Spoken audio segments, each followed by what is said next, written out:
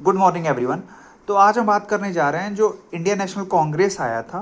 तो Indian national Congress कब आया और उसके बाद ऐसा कौन कौन सा ईयर रहा, क्या नेमिंग रहा, जो एग्जाम में डायरेक्ट क्वेश्चन आ जाता है नेमिंग के साथ ईयर के साथ, तो उस पर हम बात करेंगे और एक एक दो दो लाइन उससे रिलेटेड उस पर बात करेंगे।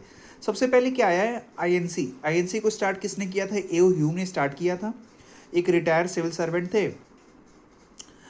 तो 1885 में इसको इन्होंने स्टार्ट किया और पहली जो मीटिंग हुई उसको हेड किया डब्ल्यू सी बनर्जी ने, ठीक है, मुंबई में। इसमें 72 लोग एटलीस्ट आए थे, तो ये स्टार्ट हो गया, ठीक है। अब सीधे आ जाते हैं 1905। 1885 के बाद 1905 पे आते हैं। अब यहाँ से मेन स्टार्ट होता है। 1905 में क्या हुआ? Partition of Bengal. Partition of Bengal होने का रीज़न क्या रहा? वो ब्रिटिशर ये कह रहे थे कि बंगाल बहुत बड़ा एक प्रांत है, बहुत बड़ा एक रीजन है, तो उसको एक साथ गवर्न करना टफ है, तो उसको दो पार्ट में डिवाइड कर दे। लेकिन उसका मेन रीज़न कुछ और ही था, ठीक है। तो पार्टीशन ऑफ बंगाल हो गया 1905। उसी ईयर 1905 में फिर क्या हुआ? स्वदेशी आंदोलन हुआ। स्वदेशी आंदोलन का रीज़न क्या रहा? देखो, हर एक जो नया चीज़ हुआ है, हर एक कारण, हर एक जो परिणाम है उसका कुछ ना कुछ कारण था। तो अब स्वदेशी आंदोलन होने का क्या कारण रहा? स्वदेशी आंदोलन क्यों हुआ? क्योंकि स्वदेशी आंदोलन से पहले पार्टीशन ऑफ बंगाल हुआ था, तो उससे लोग नाखुश थे। तो उसके लिए क्या हुआ? लोगों ने जो फॉरेन क्लोथ थे उसको जलाना स्टार्ट किया, तो उसको स्वदेशी आंदोलन कहते हैं। उसी ईयर 1905 में हुआ, ठीक है। अच्छा, अब क्या हुआ? 1906 में मुस्लिम लीग ने एक फ़ायदा उठाया। उन्होंने कहा यार देश में शांति है, वैक्यूम क्रिएट हो चुका है, तो एक नया लीग स्टार्ट करो। तो उन्होंने मुस्लिम लीग नाम से एक लीग स्टार्ट किया 1906। अब 1906 क्या था उसमें? देखो क्या हुआ, मुस्लिम लीग, इसको जो फाउंडर थे उनका नाम था आगा खान। उन्होंने क्या किया? उन्होंने पार्टीशन ऑफ बंगाल का सपोर्ट किया, ठीक है। पार्टीशन ऑफ बंगाल जो हुआ उसका सपोर्ट किया, स्वदेशी आंदोलन का अपोज किया। मतलब ये ब्रिटिशर की तरफ से खेल रहे थे। मुस्लिम लीग जो था ब्रिटिशर की तरफ से खेल रहा था। क्यों? क्योंकि इनको एक पहुंच, ब्रिटिशर में पकड़ बनानी थी, नई पार्टी थी, ठीक है, तो कुछ अलग करना था, तो ब्रिटिशर की तरफ से खेले। पार्टीशन ऑफ बंगाल मतलब वो कहते हैं कि सही किया। पार्टीशन ऑफ बंगाल कौन किया था 1905 में? कर्जन ने, ठीक है। और इन्होंने ये सब तो किया, लेकिन उसके पीछे हिडन क्या था इनका? कम इसके पीछे हिडन क्या था? हिडन होने का रीज़न, हिडन एक रीज़न था। क्या था वो रीज़न? कि सेपरेट इलेक्टोरेट कराओ, सेपरेट, अलग, मतलब हिंदू और मुस्लिम का अलग अलग इलेक्शन कराओ, ठीक है। ये मेन हिडन रीज़न था। अब ठीक है, 1906 आगा खान फाउंडर थे, ये सब हो गया। उसके बाद आता 1909 मार्लियामेंटो रिफॉर्म। मार्लियामेंटो रिफॉर्म क्या था? मार्लियामेंटो रिफॉर्म में जो 1906 की डिमांड थी सेपरेट इलेक्टोरेट, उसको कंप्लीट कर दिया गया 1906 में, ठीक है। कि हाँ भैया मुस्लिम लीग खुश हो जाओ। क्यों? क्योंकि भैया उस समय उन्होंने उनकी बात सुनी थी ब्रिटिशर की, तो कुछ ना कुछ खुश करने के लिए ब्रिटिशर को भी करना पड़ेगा। तो मार्लियामेंटो में रिफॉर्म में सेपरेट इलेक्टोरेट दे दिया गया, ठीक है। अच्छा, अब क्या किया? अब आता है ईयर 1907, 19 नहीं, उससे 1909 से पहले एक और ईयर आता है। उस ईयर में क्या कहते हैं? 1907, उसको कहते हैं सूरत स्प्लिट।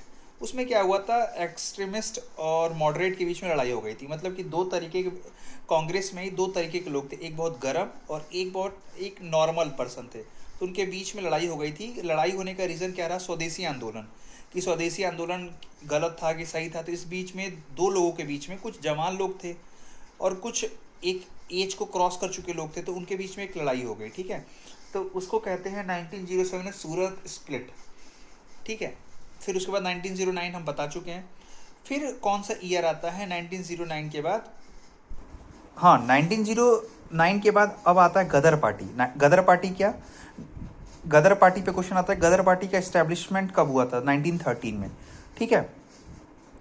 और इसको स्टार्ट किसने किया था? लाला हरदयाल ने। इसका हेडक्वार्टर कहाँ था? सैन फ्रांसिस्को में इसका हेडक्वार्टर था। इंपॉर्टेंट है, कई बार आ चुका क्वेश्चन कि इसका हेडक्वार्टर गदर पार्टी कहाँ था? सैन फ्रांसिस्को, ठीक है। अच्छा, इसका नाम गदर पार्टी क्यों था? क्योंकि उसी 1913 में 1 अक्टूबर 1930 को एक न्यूज़पेपर स्टार्ट हुआ था गदर नाम से। तो अब वो गदर नाम से क्यों स्टार्ट हुआ? क्योंकि 1857 में जो ये रिवोल्ट हुआ था उसको सेलिब्रेट करने के लिए 1930 में एक न्यूज़पेपर निकाला गया। तो उसी न्यूज़पेपर के नाम पे ही एक पार्टी बनाई गई, उसको कहते हैं गदर पार्टी, 1913 में, ठीक है। फिर होम रूल मूवमेंट स्टार्ट हुआ 1916 में। उसके हेड कौन थे? बाल गंगाधर तिलक और एनी बेसेंट। ठीक है। इसका क्या पर्पस था? इसका पर्पस ये था कि लोकल सेल्फ गवर्नमेंट बनाई जाए, मतलब कि भैया और हमें कुछ नहीं चाहिए, हमारी गवर्नमेंट होनी चाहिए। हाँ, उसके बाद क्या होता है? उसके बाद होता है लखनऊ पैक्ट 1916। अभी लखनऊ पैक्ट क्या था, इसको समझने के लिए आप थोड़ा ऊपर आओ। मैंने बात किया था 1907 सूरत स्प्लिट। सूरत स्प्लिट में क्या हुआ था? सूरत स्प्लिट में एक्सट्रीमिस्ट और मॉडरेट के बीच में लड़ाई हो गई थी। तो 1916 में जो लखनऊ सेशन हुआ था, इसमें क्या हुआ? तो दोनों लोग फिर से मिल गए। उन्होंने कहा चलो हटाओ यार गिले शिकवे, फिर से मिल जाते हैं। तो 1916 में क्या हुआ था? लखनऊ पैक्ट। ठीक है, इसको लखनऊ पैक्ट कहते हैं क्योंकि इसमें लोग मिल गए थे। अब इस बात से ब्रिटिशर डर गए थे, तो उन्होंने 1917 में एक नई चीज़ लाई। 1917 में क्या लाया? अगस्त डिक्लेरेशन। ठीक है, 1917 में क्वेश्चन आता है कि what is August declaration, what is August offer. तो यहाँ पे 1917 में अगस्त डिक्लेरेशन आया। इसमें उन्होंने कहा कि जो इंडियंस हैं उनकी संख्या हर एक डिपार्टमेंट हम बढ़ा देंगे। क्यों? डर गए थे ना, क्योंकि 1916 में वो लोग फिर से मिल गए थे, एक पार्टी मिल गई थी, तो वो लोग डर गए थे। तो उन्होंने कहा कि हाँ भैया, हर डिपार्टमेंट में इंडियंस की संख्या बढ़ा देंगे जिससे वो लोग खुश रहें और वो लोग अपना जो कॉन्स्टिट्यूशन है फिर से बनाएं। फिर उसके बाद आता है रॉलेट एक्ट। देखो Rowlatt act important. Rowlatt act क्या था? रॉलेट एक्ट आया कब था? पहले तो हमें ये पता होना चाहिए। रॉलेट एक्ट आया था 8 मार्च 1919 को। इसमें क्या था कि ब्रिटिशर ने कहा मार्शल लॉ लगा दिए। तो मार्शल लॉ क्या होता है? 4 से ज़्यादा लोग अगर कहीं भी एक जगह पे हैं तो उनको बिना किसी उसके उठा लिया जाएगा, गिरफ्तार कर लिया जाएगा, जेल में डाल दिया जाएगा, और जेल विदाउट बेल हो जाएगा। मतलब जेल में आप 6 महीने जेल काटो विदाउट बेल के। तो रॉलेट एक्ट ये आया, ये लाया गया, मतलब मार्शल लॉ लगा देगा। मार्शल लॉ का यही मतलब था कि 4 से ज़्यादा लोग एक जगह नहीं हो सकते। तो इस चीज़ को अपोज करने के लिए, ठीक है, इस चीज़ को अपोज करने के लिए कुछ लोग, रॉलेट एक्ट यही था, रॉलेट एक्ट 1919 में यही था कि जहाँ से भी ये आया था, ठीक है, कि भैया 4 से ज़्यादा लोग, मार्शल लॉ आ गया था, और मार्शल लॉ में ये था कि 4 से ज़्यादा लोग एक जगह खड़े होंगे तो उनको जेल में डाल दिया जाएगा। अब इस चीज़ को अपोज करने के लिए 2 चीज़ थी। उसके बाद रॉलेट एक्ट के बाद 2 चीज़ें रही हैं। अप्रैल में 13 अप्रैल 1919 को ही एक और चीज़ आती है। उसमें क्या था? रॉलेट एक्ट के बाद उसको कहते हैं जलियांवाला बाग मैसेकर। देखो इसमें क्या था कि पहले देखो रॉलेट एक्ट हो चुका था, उससे लोग नाखुश थे, मतलब कि 4 से ज़्यादा लोग एक जगह नहीं आ सकते हैं। तो पहले तो इसकी दुख लोगों को थी, और दूसरा क्या था? बैसाखी का दिन था। तो लोग इसको अपोज करने के लिए जलियांवाला बाग, एक पंजाब में प्लेस है, वहाँ एकत्रित हुए थे। ठीक है, कुछ लोग सेलिब्रेट करने के लिए आए थे बैसाखी को, और कुछ लोग इससे नाखुश थे, इस एक्ट से, तो उसके चक्कर में आए थे। तो जनरल डायर ने क्या किया? गोलियां चलवा दी। उसमें हज़ारों लोग की डेथ हो गई थी। तो जलियांवाला बाग मैसेकर यही था, इसमें हज़ारों लोग की डेथ हो गई थी, लोग अपनी जान बचाने के लिए। तो यही जो जनरल डायर था, उसको लगभग 20 से 25 साल बाद ऊधम सिंह ने गोली मारा था। तो यही कहा जाता है कि इंडियंस अपनी जो वो होती है, कोई भी चीज़ को भूलते नहीं हैं, एक ना एक दिन बदला जरूर लेते हैं।